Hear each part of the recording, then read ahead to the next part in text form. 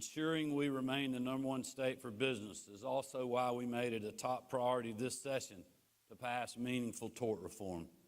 For too long, Georgians suffered from an imbalance in the civil legal environment, but I'm proud that this year we secured final passage of legislation that addresses this issue and ensures we will remain competitive when it comes to attracting and growing businesses.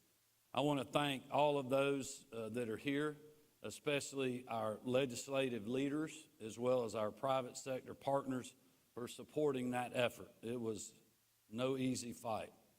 I also look forward to seeing the impact that legislation will have on stabilizing costs for both businesses and consumers alike and opening up the marketplace. I'm also looking forward to seeing the impact of the two bills that I will sign today, putting money back where it belongs, in the pockets of you all, hardworking Georgians.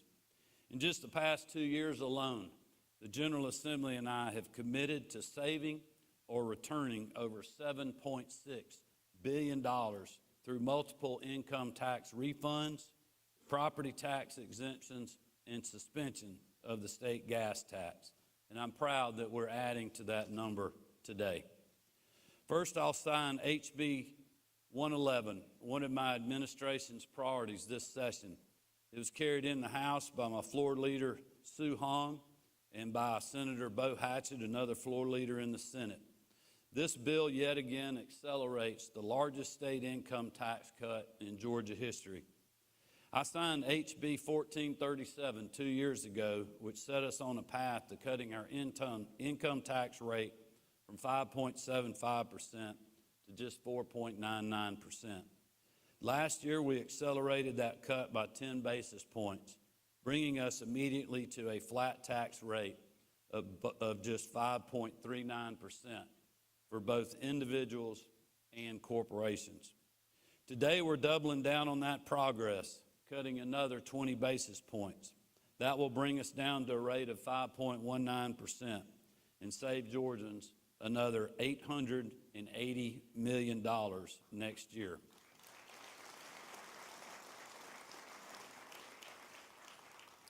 Again, this would not be possible without the commitment of our partners in the legislature and the team at the Office of Planning and Budget, led by Director Rick Dunn, who has worked hard to ensure that we meet our obligations while also returning funds to Georgia taxpayers. The next bill I'll sign will be House Bill 112, sponsored by my floor leader, Lauren McDonald, and carried by Senator Drew Eccles. I was proud to, both floor leaders, by the way, I was proud to stand with Lieutenant Governor Burt Jones and Speaker Burns this past fall, as well as many others in the General Assembly, constitutional officers, and other supporters, to announce this measure returning taxpayers' hard-earned money. After today, Georgians who filed jointly will receive $500. Single filers will receive $250, and heads of households will receive $375. This is the third special one-time refund like this that we have enacted. And our reason for taking this step is very simple. We know that this is your money, not the government's, and we know that you know best how to spend it. I'm proud to put this money back where it belongs and entrust hardworking Georgians with their own funds, especially as families deal with the high-cost environment that we have been in over the last several years. I also want to thank the General Assembly for its passage of House Resolution 42, sponsored by my floor leaders in the House and carried by Senator Eccles again in the state Senate, which obviously doesn't require my signature being a resolution, but this measure ratified the suspension of the state motor fuel tax during the immediate aftermath of Hurricane Helene.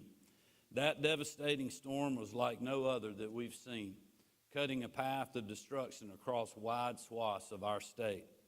We needed to act fast to support our people and our local communities impacted, and also to help first responders. And because of our responsible budgeting, we were able to offer relief through this suspension. In closing, I again want to say thank you and just appreciate the partners that we have in the General Assembly, the folks on my team that continue to be focused on budgeting conservatively, funding our priorities in state government, and supporting job growth statewide. In Georgia, we don't throw money at problems or use one-time funds to create long-term commitments that will drain taxpayer dollars. We invest wisely with a long-term view, and that approach has yielded incredible success. We're positioned well for whatever may come because we put the interest of hardworking Georgians ahead of the special interest. So with that, I'd like to ask the members of the General Assembly to come up, as well as our constitutional officers, and we'll sign these bills. Thank you all for having us today. Thank you.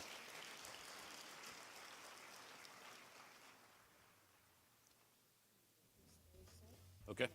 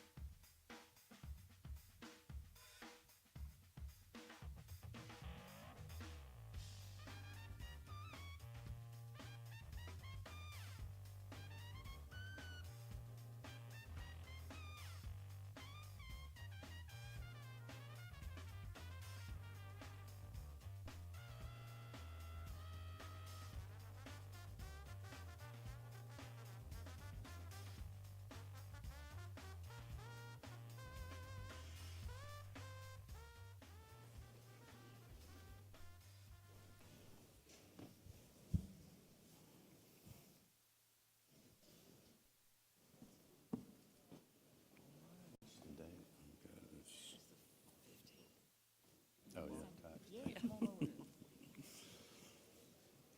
Right.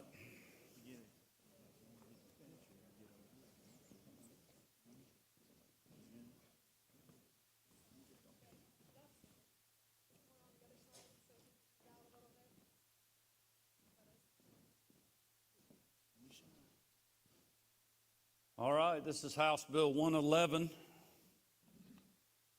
tax cut bill on tax day. Here we go.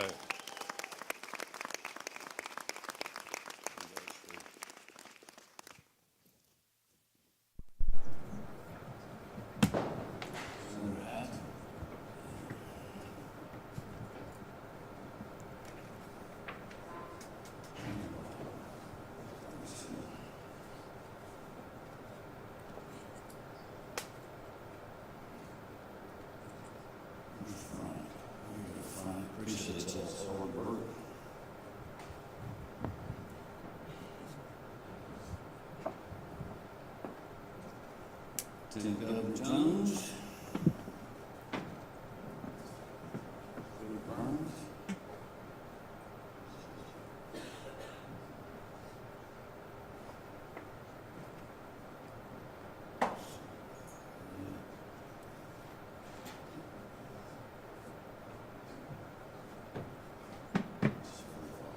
Put Lauren in charge and pins out now.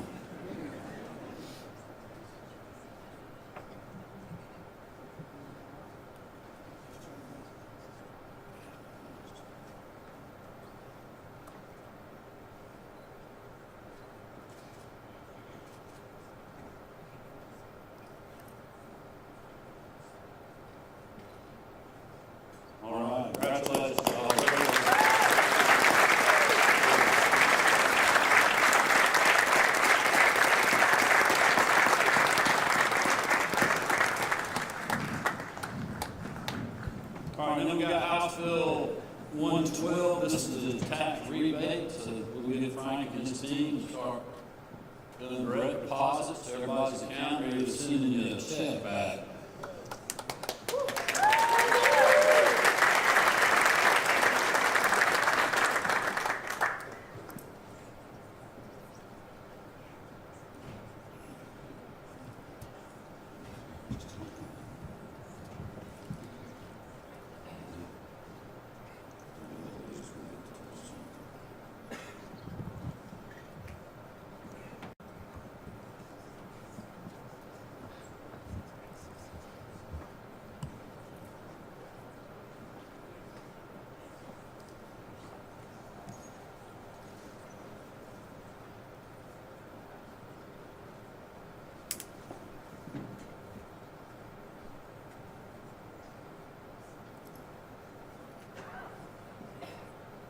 Right. Thank y'all for having me.